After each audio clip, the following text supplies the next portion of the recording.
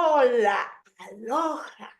Hoy los saludo con esta palabra hawaiana que usan los hawaianos tanto para decir hola como para decir adiós y significa amor. Un saludo a mi amiga Nadia, que ella le encanta saludar así. Saludos, Nadia. Soy Claudia Suncelo Rivera. Bienvenidos a Evolución 2024, el programa para hablar de espiritualidad y de otros temas de interés y de desarrollo humano y personal. Estoy transmitiendo desde el bello pueblo mágico de Tequisquiapan, en el estado de Querétaro, México, para más de 60 países a través de Radio Pasión, seduciendo tus sentidos. Y les doy la bienvenida al tercer programa del ciclo Mi familia no es perfecta, pero es mi familia. Y hemos estado hablando en otros dos programas anteriores sobre las dificultades que a veces tenemos las familias, pasan en las familias, que a veces no queremos hablar de ellas, queremos hacer de cuenta que nuestra familia es perfecta, pero ahí están estas dificultades y crean heridas. Pero lo importante de todo esto es qué hacemos con estas heridas. Miren, problemas tan variados. Hemos hablado de casos de suicidio en la familia, de trastornos de la personalidad, de depresión, que qué fuerte parece ser un tema bastante común, una situación bastante común, la de la depresión. No ha sido el caso, no hemos hablado, pero problemas en la familia, el divorcio, infidelidades, abortos, violencia sexual, eh, no sé, hasta crisis económicas, miren, son cuestiones que pueden dejar huellas importantes en la familia. La violencia sexual, desgraciadamente, el mayor porcentaje de abusos sexuales en menores de edad suceden en el seno de lo familiar. Terrible. Y bueno, la verdad es que comentábamos que todas las familias tenemos nuestros problemas, unos más graves que otros. Y hablábamos también en programas anteriores de lo sanador que es cuando podemos dejar de jugar a la familia perfecta, reconocer nuestros errores, nuestras dolencias, nuestras heridas, para entonces poder hablar de esto y realmente sanarlo.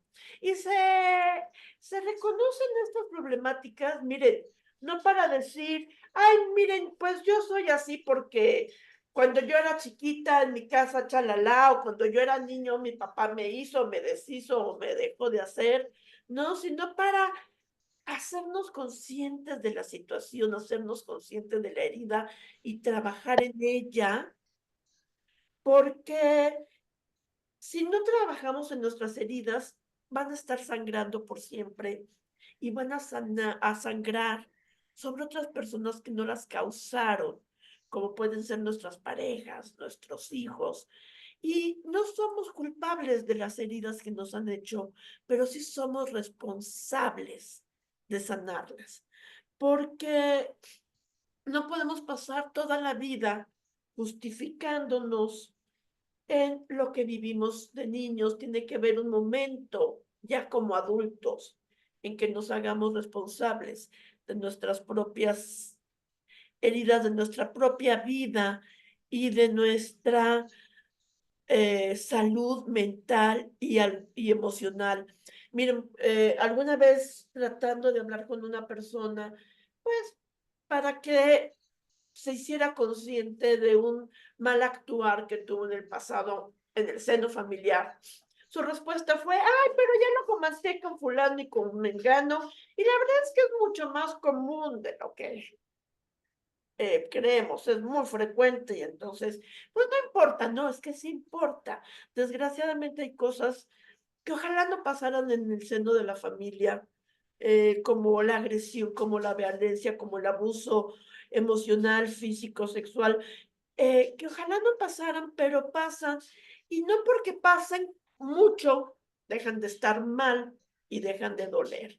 Pero bueno, decíamos que hay problemas más, em, que podrían sonar más graves que otros, pero la realidad es que a cada quien le duele lo que le duele, y no hay herida más grave que otras. Las heridas duelen a cada quien y hay que trabajar en ellas. Hoy tengo el gusto nuevamente de tener dos hermosas mujeres fuertes, valientes, que nos vienen a dar su testimonio de vida, de algunas de las dificultades que han atravesado en la vida y de cómo las han superado y cómo han tratado de hacer de estas situaciones de vida unas situaciones de crecimiento y de aprendizaje. Y yo les agradezco mucho, les reconozco que estén aquí, Ilse, Natasha, porque pues no es fácil venir a hablar de estos temas. Hola, chicas. Hola, Hola, ¿qué tal, Hola, Ilse. Claudia? Qué gusto. Hola, ¿qué tal? Hola, ¿qué tal, Compañeras Natasha? de la escuela, mías y las tres compañeras, desde la primaria, la secundaria, la prepa, ¿verdad? Así es, ¿Qué tal? amigas de toda la vida. De toda la vida. Ilse Rosas, ella estudió relaciones industriales, es mamá de 4 hijos, ella enviudó a los 27 años, qué duro, Ilse, se Así volvió es. a casar, se divorció por un tema de infidelidad. Nunca es tarde para el amor y se volvió a casar y hoy tiene 18 años de casada. Actualmente se dedica a ser agente de viajes Así es. y dice, eh, les voy a platicar, amigos. Cuando nosotros íbamos en la secundaria y en la prepa y Ilse se ausentaba de clases, ya sabíamos que probablemente estaría hospitalizada. Porque Ujú. Ilse tuvo un trastorno alimenticio en esos años, del cual ahorita nos va a platicar. Por su parte, Natasha Núñez, ella trabaja como voluntaria en diferentes fundaciones, haciendo una labor de verdad bien bonita y bien interesante, y sobre todo trabaja en lo que es la formación de adolescentes. Eso es como lo suyo, lo suyo. Natasha, perdón, pues me cuenta que ha pasado por muchas situaciones muy duras, que a veces ya no es lo fuerte, sino lo tupido, ¿verdad? Pero que en este abanico de situaciones familiares, algunas de ellas muy fuertes, hoy ha decidido compartirnos aquellas que tienen que ver con el impacto de los problemas de salud en el sistema familiar y también de las pérdidas, cómo enfrentamos las pérdidas, los duelos de la vida. Chicas, muchísimas gracias, de verdad las honro y las reconozco por estar hoy aquí. Gracias, Clau. Gracias, Clau. Muchas gracias por invitarnos. Ilse, anorexia. Explícanos, yo creo que la mayoría de las personas saben qué es la anorexia, pero si nos puedes explicar muy brevemente, de una forma sencilla, qué es la anorexia, te lo vamos a agradecer. Pues la anorexia es un trastorno de la alimentación. Empiezas a dejar de comer, literal, dejas de comer, comes lo mínimo para poder tener algo de energía para seguir. Tienes pues ciertas características, ¿no? Como a los bebés, cuando nacen muchos bebés tienen un vellito muy delgadito que se llama lanugo y te empieza a salir esa misma vellosidad, te empieza a salir en esta zona de la espalda, En en la los parte alta. brazos, Ajá. en las piernas, o sea, en las extremidades empiezas a tener lanugo y en la espalda mucho. Inclusive puede llegarte a salir en el pecho. Pues en el caso de las mujeres, dejamos de menstruar, viene lo que se llama amenorrea, y pues bueno, en el caso de cada una es distinto, pero en mi caso yo dejé de menstruar 5 años. Y pues bueno, también obviamente haces muchísimo ejercicio, piensas que todo te va a engordar. Cuando tú te ves en el espejo, pues te ves de una manera muy, muy cambiada a tu realidad. Tu realidad es, estás muy, muy flaca, tú te puedes agarrar literal el pellejo, ¿no? Yo lo digo mucho cuando doy conferencias, me agarro la mano porque pues el pellejo así de la mano, para ti esto es gordura. Y pues no es cierto, tú estás flaca. O sea, te ves de una manera muy, muy distinta, ¿no? Obviamente, No, eso tiene un nombre que ahorita no me acuerdo cuál es, pero cuando lo que tú percibes de ti misma, de tu forma física, no es real. Y tú no, te percibías gorda cuando en realidad estabas mega flaca. así es. Literal, ustedes me vieron, pues estaba en el hueso. O sea, llegué a pesar, cuando empezó mi anorexia, yo tenía 50 años, digo 50 kilos, perdón, pesaba yo 50 kilos y pues llegué en 2 semanas, bajé hasta a llegar a 28 kilos. En 2 semanas nada 28 más. kilos. ¿Qué edad 28 tenías? kilos. Tenía yo en ese momento 16 años. Mi 16 años anorexia, y pesabas 28 kilos. así es, mi anorexia empezó a los 14 años, no sabíamos qué tenía, nadie, mi mamá me llevó con infinidad, no pueden ni imaginarse cuántos doctores, por lo menos yo veía 3 o 4 doctores por semana. O sea, todos los que le recomendaban a mi mamá me llevaba a ella con todas las especialidades hasta que un día estaba ella esperándome, porque además yo era bailarina profesional. Quizás se acuerdan ustedes de eso, pero yo llegué a ser bailarina de Bellas Artes, de Limba, pues bueno, mi mamá me esperaba siempre fuera y ella era maestra de inglés, entonces calificaba mientras o preparaba sus clases en el coche. Y estaba oyendo una estación eh, eh, completamente en inglés, ¿no? En alfa, y de repente escuchó que se acababa de morir en ese momento Karen Carpenter. Sí. Y de anorexia. Sí. Entonces empezaron a decir estas características, que bajabas mucho de peso, que no dejabas de hacer ejercicio, que tu imagen estaba distorsionada con respecto a la realidad. Y pues bueno, empezaron a hablar de ella y su historia y todo lo que pasaba en su familia. Entonces, cuando yo llego al coche, me subo al coche y mi mamá era un mar de lágrimas y me dijo, ¿tienes anorexia? Le dije, ¿qué es eso? O sea, yo ni siquiera sabía que anorexia era dejar de comer, falta de apetito. Claro. Todos podemos tener momentos de anorexia, pero es muy distinto dejar de comer con tal de estar flaca para ser aceptada en el mundo que te rodea. Eso es muy, muy distinto. Y a final de cuentas, pues es muy curioso, ¿no? Es toda la realidad, o sea, todo lo opuesto a la realidad. Te ves tan flaca y te ves tan mal que la gente dice, ¿qué le está pasando? Se está muriendo. O sea, realmente la imagen que tú das al mundo es espantosa, no es bonita.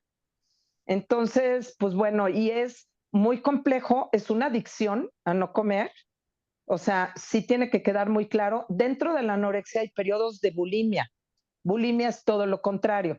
Bulimia te atascas, comes mucho, mucho, muchísimo, pero tienes tanto remordimiento que buscas la manera de sacarlo de tu cuerpo. Entonces, o te provocas el vómito o tomas muchísimos laxantes, ¿Sí? porque tampoco quieres estar gorda. O sea, la realidad es que tampoco quieres estar gorda, pero es compulsión a comer, ¿no? Entonces, tienes periodos pequeños, o eres más anorética o eres más bulímica. No, no hay una combinación exacta de las dos. Yo estuve internada en el Instituto Nacional de Ciencias Médicas y Nutrición Salvador Subirán, a donde tú me fuiste a visitar, Claudia, y lo guardo en mi corazón. Perdón, pero Uy. Ilse, Ilse. Oh, Dios. me dejaban, si yo no subía de peso. Se fue el internet. No se Ah, escuchó lo que grabaste. Decías a ver. que...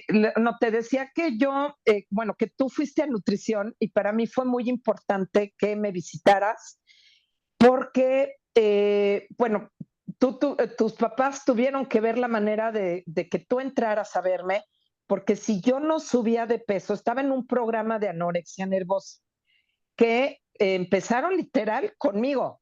Yo fui la primera en México, en el Instituto Nacional de Ciencias Médicas y Nutrición, que fui diagnosticada con anorexia.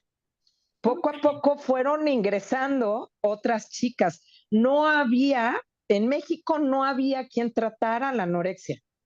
Esto fue en 1985. Para que se den cuenta, o sea, para que se imaginen todo, yo entré a nutrición el miércoles, justamente un día antes del terremoto de 1985. Ese día me ingresaron en urgencias sin poder caminar, desmayada, inclusive con periodos de desmayo, o sea, iba y venía yo porque pesaba 28 kilos. Fue cuando bajé 28 kilos a 28 kilos, perdón, de un trancazo. Yo pesaba 50, bajé a 28. Mi cuerpo, pues obviamente lo resintió, fue un cambio muy brusco. Yo tomaba inclusive, pues mucha agua, ¿no? Sigo tomando mucha agua, o sea, eso es algo que se quedó porque no dejas de tener todo. La anorexia sigue ahí. Yo tengo o sea, yo por ejemplo tengo que tener todo perfectamente ordenado para que mi cerebro esté tranquilo y yo esté en paz. Si yo no tengo todo exacto en el lugar donde quiero que esté, empiezo a tener ansiedad. Okay. Pero eso es parte de la anorexia y lo sigo teniendo. Los chicos que son jóvenes, porque pues normalmente la anorexia es mucho más normal que dé en periodos de la adolescencia hacia la juventud, nada más.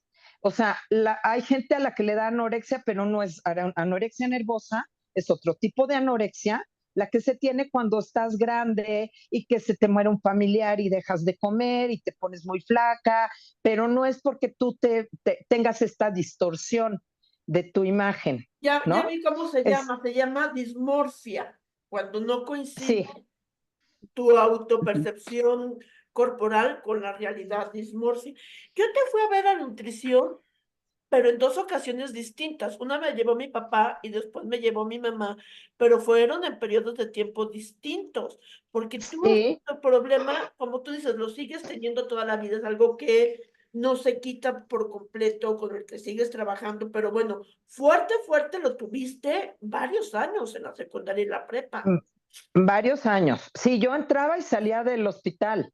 O ¿sí? sea, yo no me quedaba, sí me quedaba por periodos y a veces eran periodos largos. Cuando fue un periodo muy, muy largo, que fue casi de un semestre nuestro, o cuatrimestre, pues, de la prepa, me dejaban salir a hacer exámenes. Y ustedes, me acuerdo cuando llegaba yo a la escuela, todas me querían, o sea, o ver, porque a algunas les daba temor, ¿no? O sea, como que era o sea, yo no me sentía rechazada, sino o sea, yo sentía que quienes no me podían abrazar era porque tenían miedo a que me muriera.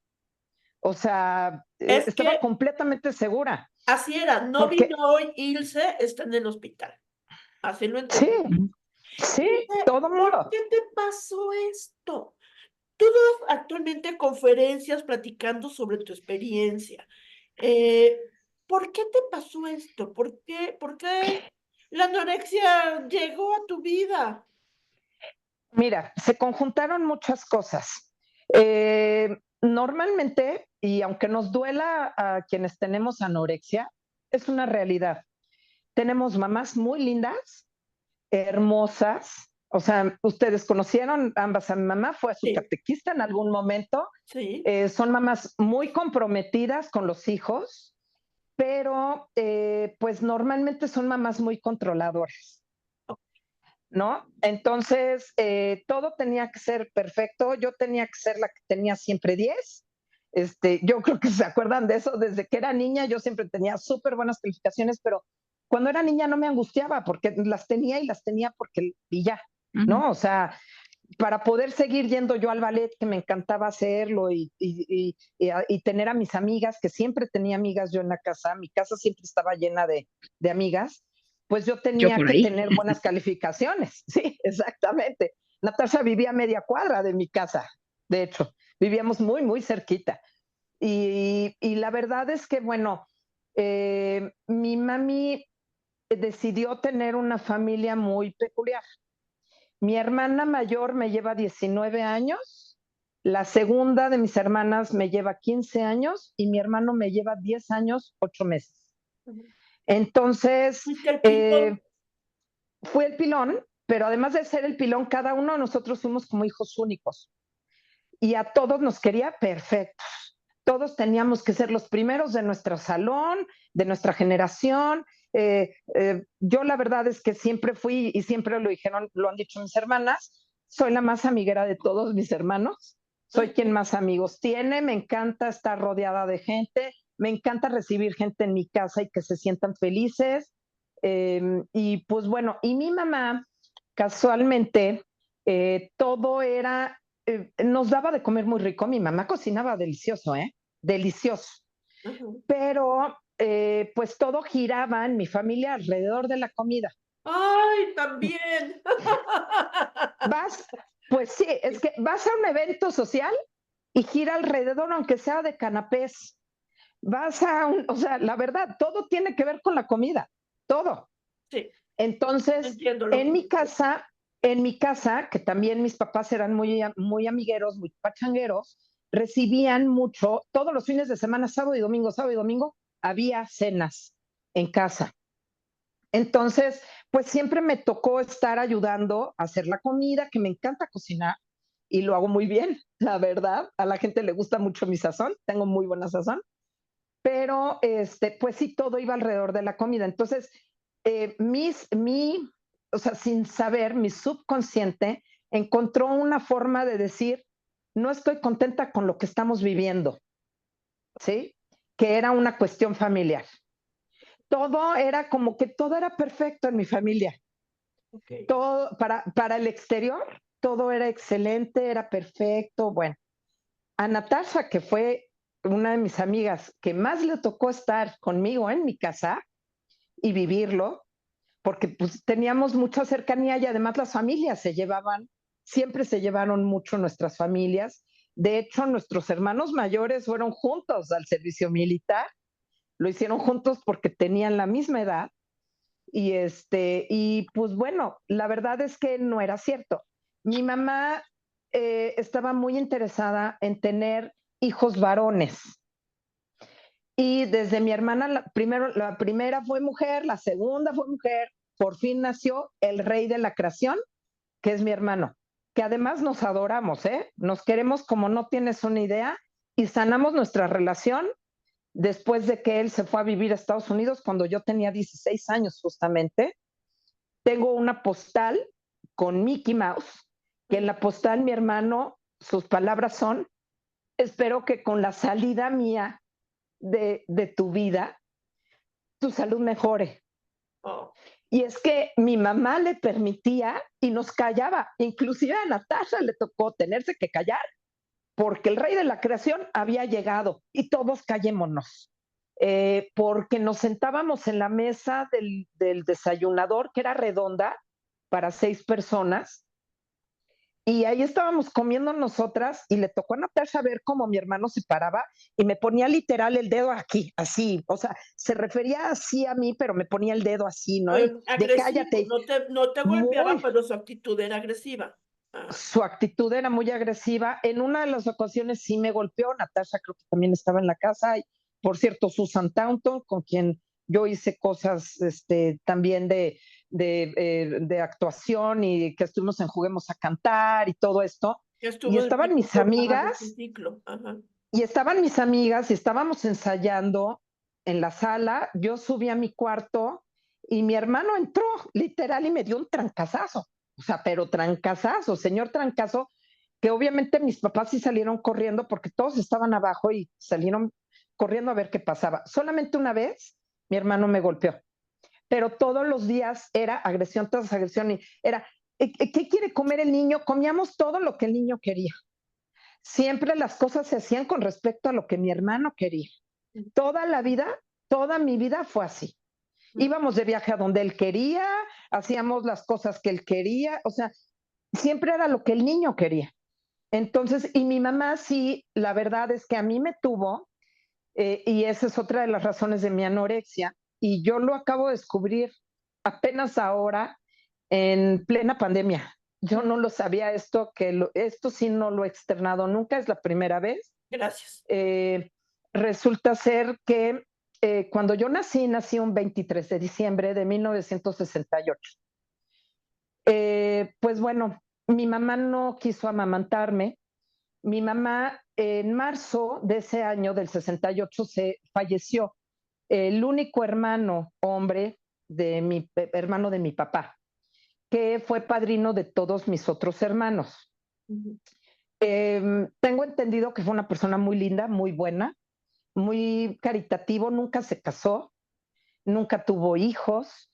Mi papá tenía 3 hermanas que ellas jamás se casaron y pues él vivía con ellas y se daba sus escapadas porque sí tenía mujeres, eso es lo que decía mamá, pero bueno, fallece el hermano maravilloso de mi papá y mi mamá veía muy triste a mi papá. Esto es lo que ella contaba y eso yo lo escuchaba desde niña. Es que yo veía a Luis tan triste que dije, bueno, pues me voy a dejar embarazar. Así fue. Sí, con la anuencia de mi papá, o sea, mi papá sí dijo, vamos a tener el bebé. Sí, sí, yo también quiero tener un bebé porque mi papá quería tener 12 hijos y mi mamá pues obviamente no nos tuvo tan separados que es muy obvio que ella no tenía ganas de tener hijos. Ella fue la mayor y tuvo que cuidar a sus hermanos porque quedaron huérfanos cuando ella tenía 8 años. Entonces, y todos eran seguiditos, ¿no? En total mi abuela tuvo 8 hijos. Entonces, pues fue difícil, la verdad, para mi mamá y se casó de 15 años con mi papá, se vino a vivir a México, ella era venezolana, hija de alemán. En sí, pues para mi mamá era, no sé por qué, pero para mi mamá era muy importante tener hombres en la familia y creo que viene de todo esto, de la ausencia de la figura paterna de mi abuelo y tener que ella agarrar las riendas de ser una niña de 8 años y cuidar a niños, más niños que ella, ¿no? Una Entonces yo serie creo de que... cuestiones emocionales que se vienen a reflejar en tu anorexia. Vamos a dejarlo tantito ahí, y Ilse, y Sí, luego regresamos contigo para sí, que sí, sí. Natasha nos platique. Natasha me platicaba de una hermana con bipolaridad, de tu hija con problemas de sordera. Ujú. Platícanos un poquito, Natasha. Mira, fíjate que es curioso y hay algo que se llama diosidencias, porque justo lo que te había yo planteado es como cómo afectan las situaciones familiares o sea, en la persona. Y conmigo se me juntaron el mismo año, en el 85, Ilse y yo éramos íntimas. En el 85, en abril, mi hermano le diagnostican bipolaridad. Él estaba estudiando justamente en Suiza, entonces tuvo que regresar, una bipolaridad brutal. En septiembre se casa mi hermana y en septiembre Ilse se enferma de anorexia. ¿Qué es Entonces, la para mí, bipolaridad? bipolaridad es manías y como depresión y manía, pero van una seguida de la otra. O sea, no tienes, antes le llamaban maníaco depresivo, después Ok. le llaman bipolaridad, es falta de litio, o sea, es una enfermedad realmente fisiológica, Eso. pero es muy difícil controlarla porque tiene un factor emocional muy fuerte. Ok. Y lo mismo, era una época en la que Tienen episodios depresivos muy depresivos, depresivos, brutales, en los que episodios no se pueden parar de la maníacos, cama, ajá, y, y episodios maníacos en los que agarran una moto en la noche con lluvia en la carretera y se van. Entonces, pues nunca sabes. O están en la cama y te dicen, pues me quiero quitar la vida, no te vayas, tú tienes 14 años. No te vayas de aquí porque si te vas me mato. O sea, brutal. ajá. Entonces, es y época en la que no sabían bien cómo diagnosticarla en México tampoco, en Mm. la que no se hablaba. Mis papás siempre trataron como de apoyarlo, de apoyarnos, de llevarnos a terapias, pero las emociones ellos no las trabajaban. Ellos eran, también son padres pues ya más grandes, mis papás tienen ahorita 91 y 92 años. Entonces era una época en la que ellas eran de la posguerra. Entonces, realmente nacieron en los 30, en donde no podías hablar de tus emociones. Entonces, tratabas todo como, sí, sí existe, pero no existe. Y entonces vivías con miedo. Mis Existe, amigas, pues ya pero les no daba tu miedo ir a mi familia, casa. ¿no? Sí, les daba miedo ir Afuera. a mi casa. No sabía si se iba a morir o no, o qué iba a pasar. Por otro lado venía, ay, ¿Estás bien? perdón, no sé qué pasó. Por otro lado, pues tenía la relación familiar de Ilse, que vivía yo muy de cerca, este, pues todo lo que pasó, un poco la situación con su hermano, su anorexia, para mí fue otro duelo, porque fue perder a mi hermano, a mi hermana y a pues, mi amiga querida, ¿no? Entonces, y vives pues, con una situación familiar muy fuerte. Entonces, tú como persona, pues, tienes 14 años y tienes que decidir que eres, pues, el adulto en tu familia. ¿Por qué? Pues, porque tienes que salir adelante. Y es cómo vas a tratar de ayudar, porque los quieres, pero al mismo tiempo tú tienes que decidir, pues, híjole, la que tiene que salir soy yo. O sea, es un poco distinta la manera de ver las cosas. Te Ujú. vuelves como muy fría. Te dicen que eres como roca, pues dices, sí, hija, te invito y te abro la puerta para que veas, ¿no? Este, pero pues, cómo tienes que tomar decisiones muy fuertes y al mismo tiempo tratar de ser joven, ¿no? Y de disfrutar la vida y de salir adelante y pues tratar de analizar en dónde estás tú, porque también te da miedo entrar pues en una depresión, en una manía, en una anorexia, en una relación pues no sana con el alcohol, con las drogas, yo creo que nunca se me antojaron y entonces pues nunca, el alcohol la verdad es que mis papás eran muy claros, entonces como que a su manera muy pues como muy estructurada, medio militarizada, pero ahí estaban. Entonces el alcohol conmigo tampoco fue un problema, ni con mis hermanos, pero ¿cómo canalizar esas emociones de una manera sana, Ok. ¿no?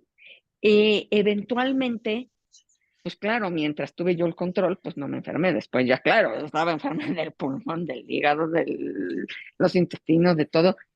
No Porque enferma, somatizas, o sino sea, manifestaciones, toda la situación claro, emocional no expresada, porque también tú tenías prohibido hablar fuera de casa de lo que claro. pasaba. Toda esa situación emocional no expresada se somatiza, es decir, de alguna forma tiene que salir y se expresa a través del cuerpo físico en forma de enfermedades. Claro. Bendito sea Dios, no fue tanto de enfermedad. Te digo que logré, mi mamá, curiosamente, a los 50 en una época en la que no se acostumbraba, ¿eh? O sea, y mi papá de verdad era muy lindo, muy cariñoso, pero aquí, o sea, con mis hermanos yo era diferente. Yo llegaba y yo lo abrazaba, pero yo Ah, creo que yo era un ente de otro planeta, porque en mi casa pues nadie abrazaba, a la fecha Agustín, mi hermano, o sea, mis hermanos no son de llego y te abrazo y te beso, no, no, no. pero yo llegaba y abrazaba a mi papá. Mi mamá Ah, sí te decía, no me abracen, hija, de muchas gracias, ¿no? Entonces, pero yo como que encontré en la cercanía emocional con los demás poder ir acomodándome. Y de ahí poder decir, bueno, pues sí, por un lado muy dura y por el otro lado como muy platicona, muy familia, como decía Ilse, pues éramos muy pachangueras, ¿no?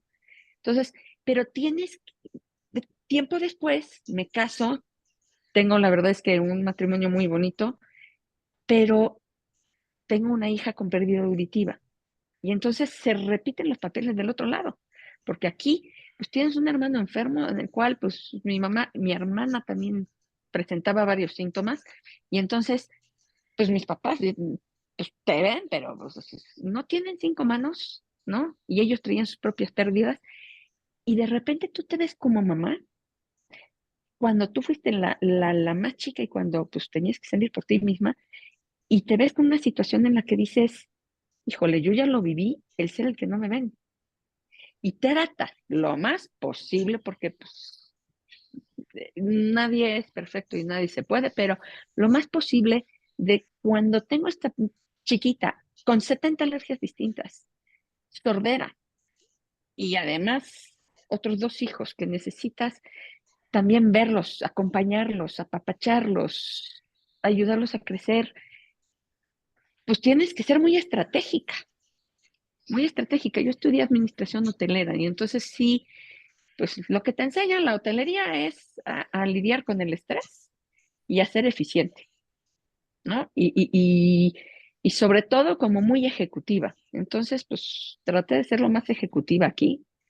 Me organizaba de tal forma de poder estar con la chiquita los días en terapias, doctores, lo que fuera, los días que mis hijos tenían fútbol, para que entonces yo llegara, los depositaba en el autobús escolar, en mi camión de la escuela, besos, abrazos a los niños, y a las 6:30 de la mañana, y me iba de 6:30 de la mañana a 4 de la tarde con la otra.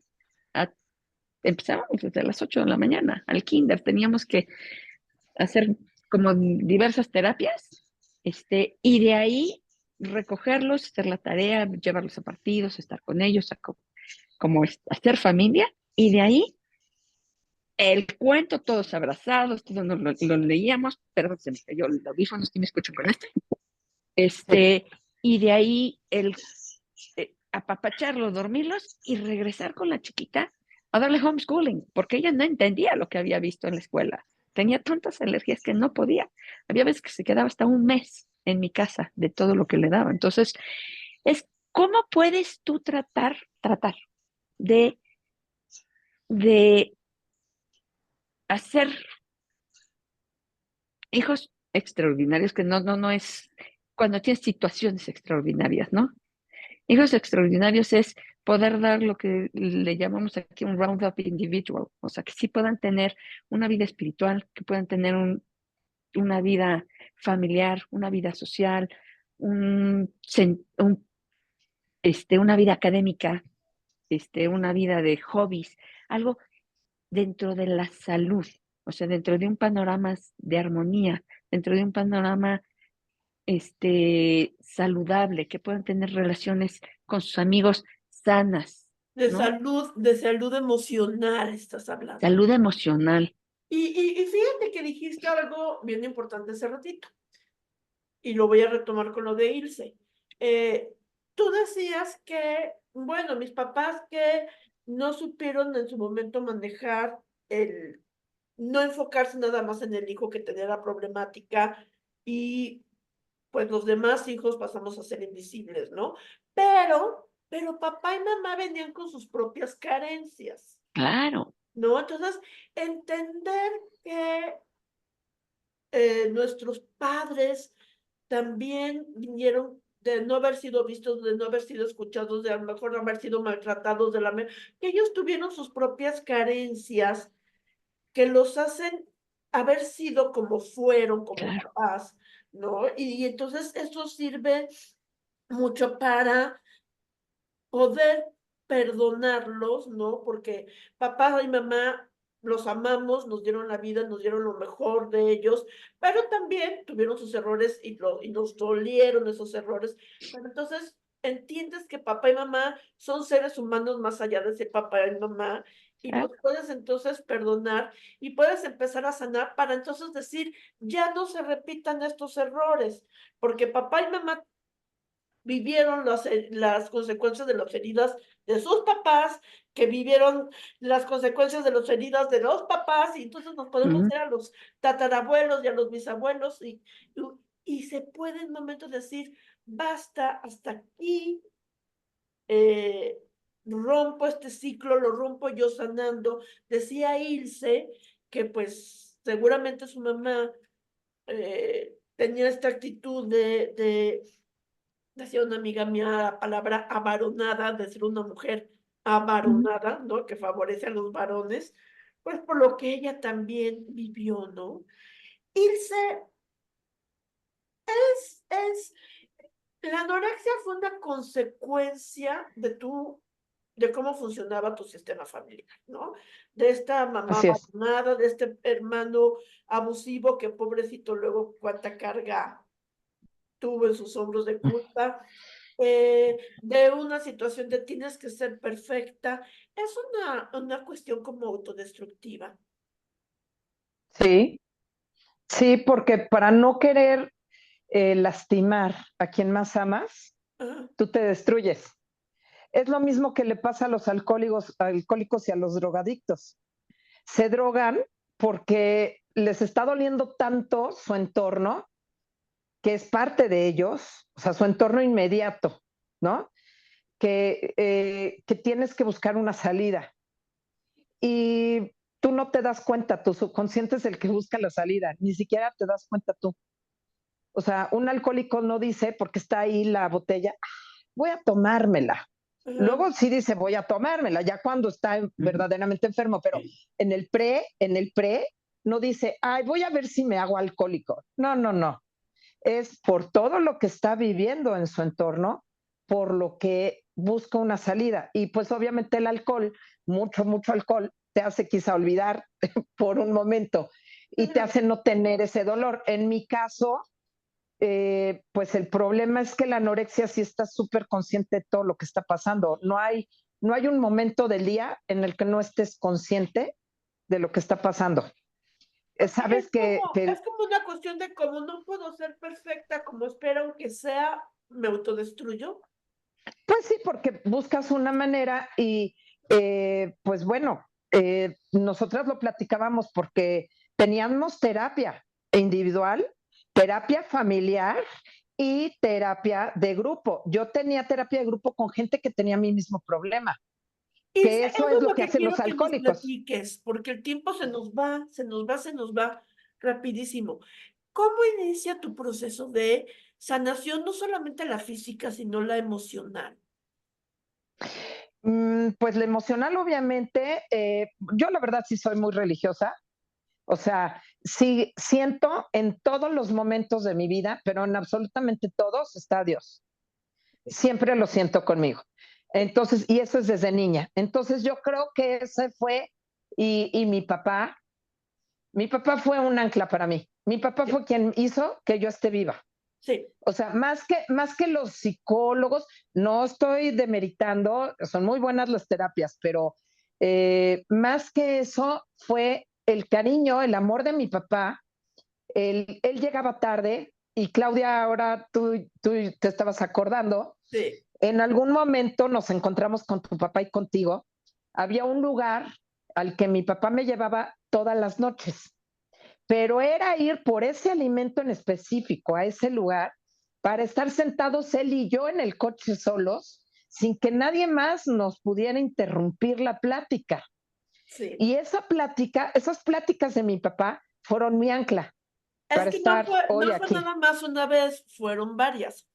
Porque Muchas. mi papá, como era muy tragón, en donde se comía, mal hábito que yo le aprendí.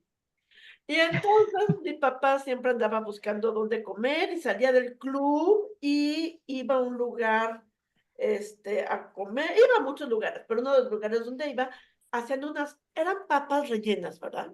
Y eso era lo único Eran que unas papas rellenas. comías. Y mi papá Sí, varias veces se encontró a tu papá y a ti en ese lugar comiendo papas. Mi papá platicaba así es. mucho con tu mamá en la escuela y luego con tu papá en las noches, y le impresionaba mucho que tú, siendo tan jovencita, pues estuvieras pasando por todo eso. Pero la cuestión es que varias veces lo encontró mi papá porque iban todas las noches. Entonces, Ujú. todas las noches Todas. tu papá te dedicaba ese tiempo. No nada más Sí. era que te hiciera comer, lo único que sí te gustaba comer, que era la papa rellena de ese lugar, que no me acuerdo cómo se llama, pero que estaba buenísima, sino el tiempo que te Sí. dedicaba. Era el tiempo que me dedicaba a mí sin que nadie nos interrumpiera, sin que mi mamá diera su opinión, ¿no? Porque obviamente, pues para mi mamá fue muy difícil y fue contradictorio. Sentir que se te muere un hijo es espantoso. Yo Claro, ya lo viví con uno de mis hijos, entonces sé lo que sentía mi mamá, ¿no? Claro, fue por una cuestión de peritonitis lo de mi hijo, no fue por anorexia. Este, yo creo que para mamá fue como una afrenta muy grande. La hija perfecta, que todo lo hacía muy bien, que era la primera bailarina, con mis amigas siempre, hacía las mejores fiestas mías de cumpleaños desde que éramos niñas, yo todo siempre era iba. como súper. Ella tan entregada a la escuela, catequista, muy metida, con mucha fe, una mujer de mucha fe, de muchísima fe, y todo, y de repente que tu hija se esté muriendo, wow, yo creo que era muy difícil para ella. O sea, yo la entendí después y gracias a Dios sanamos nuestra relación. Justamente pues, los últimos años de vida de ella fue cuando ella pudo acercarse a abrazarme. Y Natasha aprendió a abrazar. Yo sí sé Ujú. por quién. Por mí, porque soy abrazadora a lo bestia. Y sí fuimos las mejores amigas y lo hemos sido hasta el día de hoy.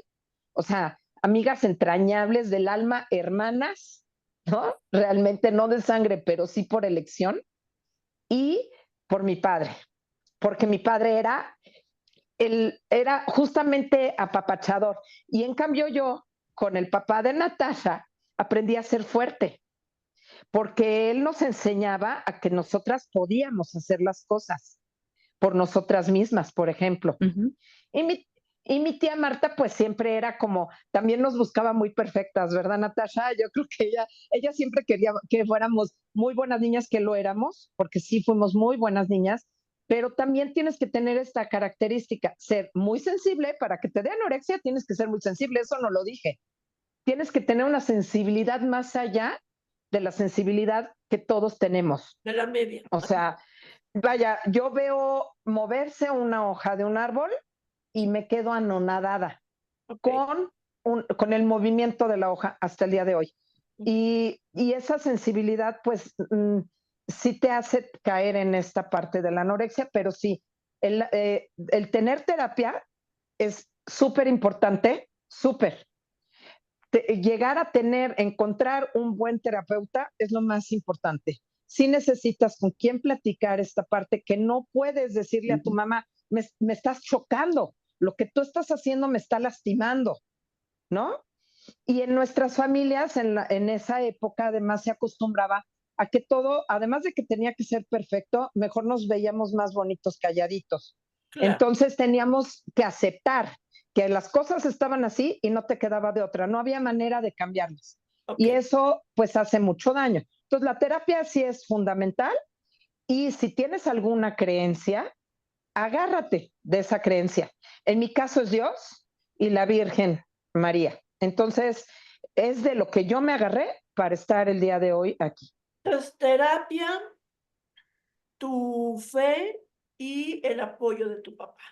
Natasha, Definitivamente. eh, ¿tú cómo lograste sanar tu situación de vida y sobre todo qué aprendiste de ella?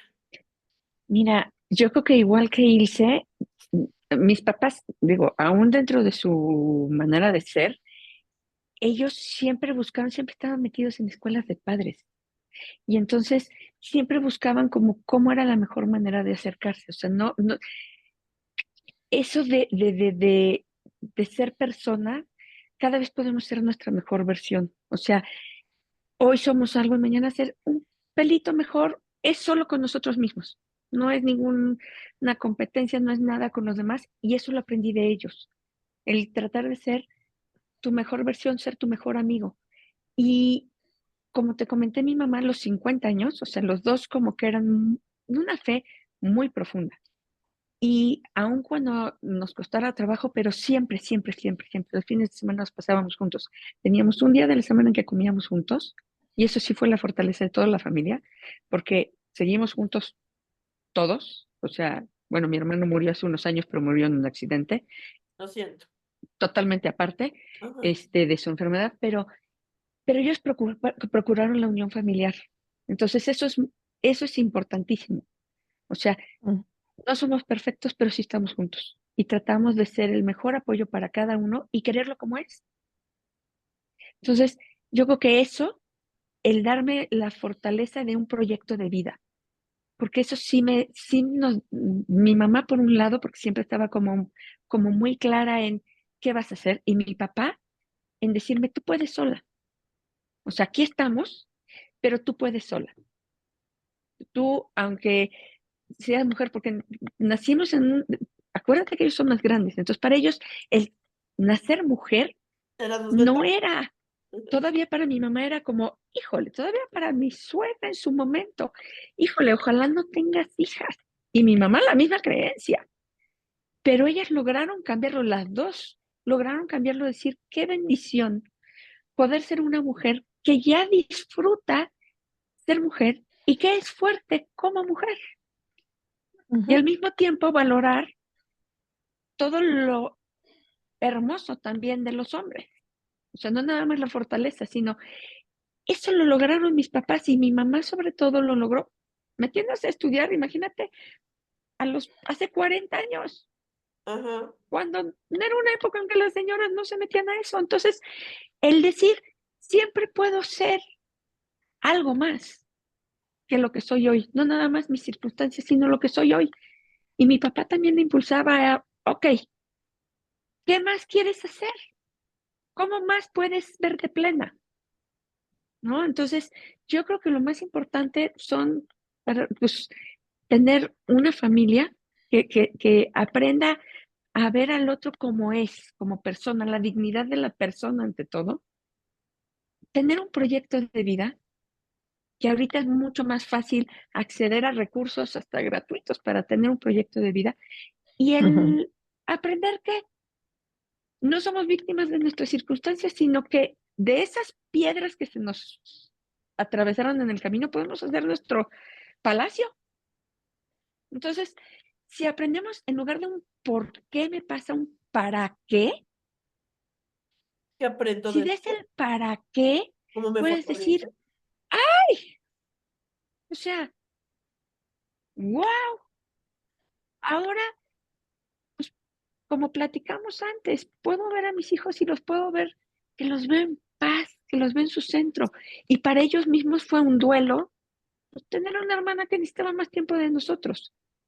Pero como ya teníamos estas herramientas, Gerardo y yo, que los dos queríamos no buscar ser víctimas, sino el qué aprendizaje nos dejaban nuestras circunstancias de vida, ellos mismos dicen, híjole, qué padre, nos hizo diferentes, pero en un momento en el que nosotros pudimos empoderarnos como personas. Y entonces los ves en paz y sí, sí les cuesta vivir en el extranjero y ahorita irse de maestría y ahorita irse a estudiar lo que más quiere. Y hasta para Lorenza, la ves y la ves segura de sí misma, o sea, mi hija la ves segura de sí misma y la ves en paz y al mismo tiempo adolescente, decir, ah, qué nervio, qué ansia, qué esto, pero decir, hay un para qué y es estar en paz conmigo mismo, ser mi mejor amigo, buscar una pareja que esté en su centro también, en su centro es esto, ¿no? Pero cuando no tienes estas herramientas de decir, vamos a darle un sentido al dolor, Nos quedamos como en la parte de, es que el dolor es nuestro camino. Pues sí, pero no es el camino para quedarte ahí atorada, es el camino para crecer, ¿no? Es el cómo te voy a ayudar yo, es más, es entender esta espiritualidad, esta visión trascendente del ser humano, como cómo dentro de donde yo estoy puedo ser una mejor persona para mí y para los demás. Es cómo puedo transmitir estas herramientas a los demás para que les ayude a crecer, para que los ayude acompañándolos. Que a lo mejor yo en algún momento me sentí sola y decir, ok, a lo mejor aquí me pudo haber acompañado alguien, pero yo también pude haber pedido ayuda. Claro. Entonces, en ese momento yo no sabía cómo pedirla, ahora sí sé y puedo enseñar a alguien a pedirla. Y saber pedir ayuda y darnos el permiso, Natasha, El permiso, se pedir vale no ayuda. estar bien, se vale pedir ayuda y se vale Ujú. no quererla, pero tienes que entender cuando no la quieres y cuando no te estás dando el permiso de pedirla, es muy distinto, Claro, por no supuesto. quererla y no darte el permiso El de permiso de pedirla. pedir. Y lo que decías, Natasha, porque ya se nos acabó el tiempo, darle sentido al dolor, ¿para qué me está pasando esto? ¿Cómo me hace más fuerte? ¿Cómo me Ujú. hace mejor persona que aprendo? Y tener sentido de la vida. El tener un sentido de la vida, un propósito, un porqué, un para qué es súper importante. Y un proyecto, Sí, perdón, pero es que el proyecto es de veras entender que tu mesa tiene muchas patas. Si tú nada más crees que tiene a tu familia y a tu escuela y a tus amigos, ya valiste. Necesitas tener un hobby, tener actividad física, tener una espiritualidad, algo que te haga trascendente, ayudar a los demás, un sentido de ayuda. O sea, no es nada más las grandes obras sociales, no, es mi sentido de vida puede ser ayudar a la tía, sembrar árboles, ayudar a la escuela, ayudar a mi amigo, pero es Claro, salir de mí mismo. Me hasta- ayuda a entender que mis problemas no son el fin del mundo, son muy importantes para mí, pero cuando salgo un poquito de mí, me ayuda a darme un espacio libre y entonces libero un poco de espacio en mi mente y en mi corazón y digo, ay, este pedacito no lo ocupas tú, dolor, lo ujú, ocupa algo que me llena. claro, perfecto. Chicos, sí. les agradezco muchísimo haber estado en el programa de hoy. Se nos fue el tiempo, es que se ve rápido. Se nos fue el tiempo. Muchísimas gracias. Las honro y las reconozco como mujeres valientes por todo lo que han vivido y por haber y superado y por haber eh, y por haber venido a hablar esto públicamente, que no es fácil. Muchísimas gracias. Muchas gracias, Gracias a Clau. ti, Clau. Muchísimas gracias. Gracias, Ilse. Y Gracias. gracias, amigos que Gracias a nos ti. acompañan. Ya se acaba el ciclo de mi familia, no es perfecta, pero es mi familia, qué caray, ¿no? Pero es mi familia y es mi fundamento y es mi sustento y es mi origen. Y lo que no está padre, pues lo sanamos. Qué caray. Muchísimas gracias, amigos. Los espero la semana que entra. Soy Claudia. Gracias por el privilegio de su atención. Soy Claudia Suncelo Rivera y me despido deseando que todos los seres, en donde sea que estén, sean libres y felices.